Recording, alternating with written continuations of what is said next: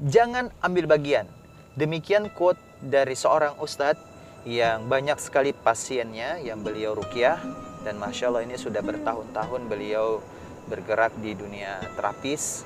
Dan Masya Allah, quote ini sangat penting sekali dipahami oleh seluruh terapis ruqyah di seluruh Indonesia, bahkan di seluruh dunia. Apa maksudnya? Jangan ambil bagian. Semoga ini bisa menjadi nasihat dan menjadi wejangan kebaikan untuk kita semua ya. Amin ya rabbal alamin. Kita simak sampai tuntas.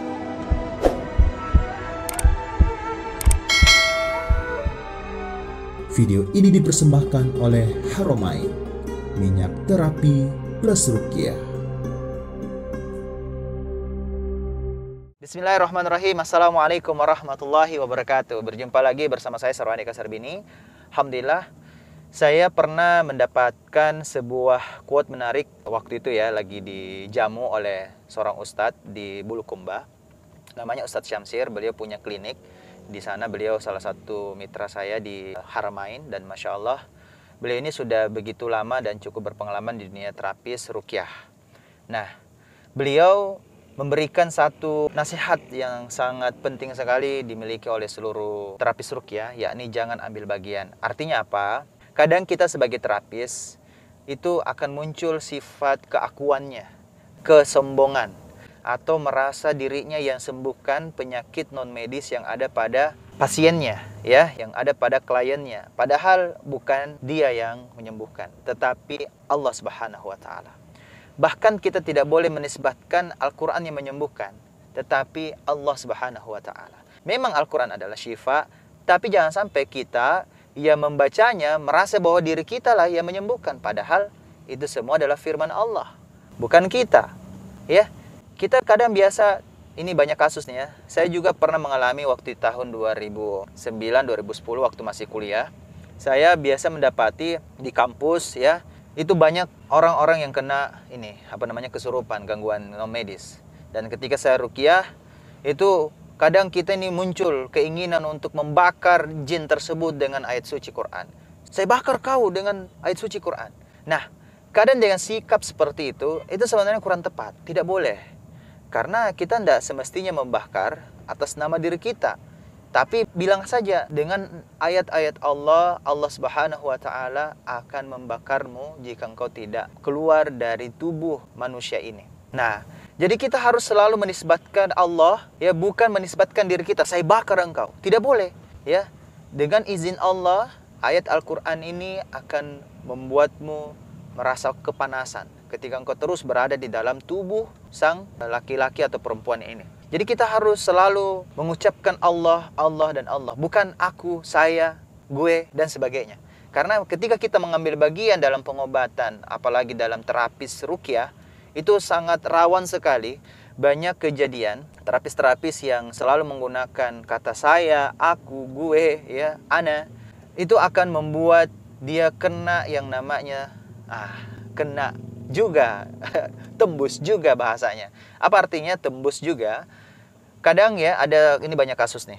Saya pernah ngobrol di sebuah mahat ya, sebuah pondok ya, dan Masya Allah, seorang kepala sekolah bilang kepada saya, ada seorang terapis yang sudah ratusan kali meruqyah, dia kena juga. Dia tiba-tiba vertigo, dia oleng, dia nggak bisa lagi meruqyah siapapun. Dan ternyata dia tembus juga dengan buhul yang ditanam di depan rumahnya, dan dia ya oleng gitu ya, dan dia tidak bisa bangun dari tempat tidurnya. Dia kena vertigo lah bahasa medisnya, padahal itu kan gangguan non medis juga. Dan subhanallah, akhirnya orang ini mentobati dirinya atas kebiasaannya meruqyah karena menggunakan nama aku, nama saya, nama gue. Jadi please Bapak Ibu ya, kita mengharapkan seluruh terapis ruqyah untuk mulai mengintrospeksi saat kita sedang meruqyah, saat menterapi pasien. Karena sangat amat berbahaya ketika kita kebiasaan meruqyah, tapi kita tidak pernah menisbatkan kesembuhan itu atas izin Allah. Karena penyakit itu datang atas izinnya.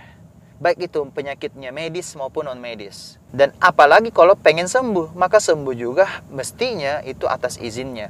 Bukan karena kehebatan kita, bukan karena lantunan ayat suci kita yang kita lantunkan lewat bibir kita, lewat lisan kita, bukan. Tetapi memang Allah pengen sembuhkan aja gitu. Ya, kalau Allah pengen, Allah izinkan sembuh. Jadi kita tidak bisa menisbatkan diri kita. Bahkan ya, mohon maaf sebelumnya, Haramain saya sudah patenkan di dalam brosurnya, bahkan saya ulang-ulang terus kepada seluruh mitra saya, kepada seluruh para pejuang Haramain, jangan ambil bagian. Bukan Haramain yang sembuhkan pasien kita, bukan Haramain yang sembuhkan orang-orang sakit yang memakainya. Tetapi yang sembuhkan itu Allah atas izinnya. Wasilahnya memang Haramain, wasilahnya memang dengan Ruqyah, wasilahnya memang dengan Al-Quran. Tetapi hakikatnya yang menyembuhkan, bukan kita, bukan produknya, bukan pakai wasilahnya. Wasilah itu ya, itu faktor ikhtiar. Namun hakikatnya semua adalah izin Allah. Jangan sampai kita menyembah ikhtiar kita, ya. Jangan sampai kita menyembah ikhtiar kita. Ikhtiar itu adalah wasilah semata, ya, menggunakan obat, ya, menggunakan apapun. Bahkan ini ada kisah dari seorang dokter. Dia bilang, ya, bahwa saya udah banyak sekali pasien. Ini dokter nih, penyakit-penyakit non medis yang beliau dapati dari pasiennya.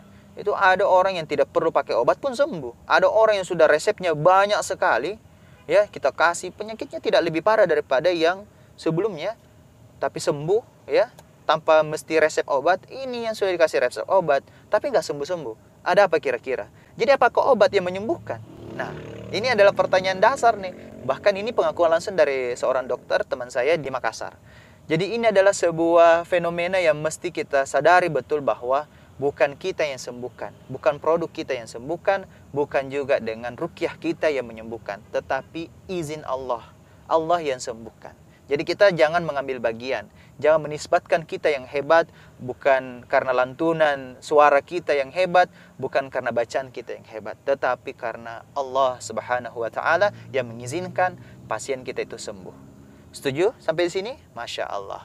Nah, buat teman-teman semua, mudah-mudahan ini bisa menjadi solusi buat penyadaran diri agar kita lebih baik lagi dari waktu ke waktu. Saya Sarwan Andika Sarbini. Buat Anda yang pengen konten yang lainnya seputar bisnis, seputar motivasi dan psikologi, Anda boleh ya komen di kolom komentar untuk apa lagi yang mau kita bahas nih ya, supaya kita bisa diskusi lewat komen ya. Dan buat teman-teman yang belum berlangganan dengan video-video kami, Anda boleh klik tombol subscribe dan jangan lupa untuk bunyikan lonceng notifikasinya ya. Sampai jumpa lagi di video berikutnya. Saya tutup ya. Wassalamualaikum warahmatullahi wabarakatuh. Bye bye.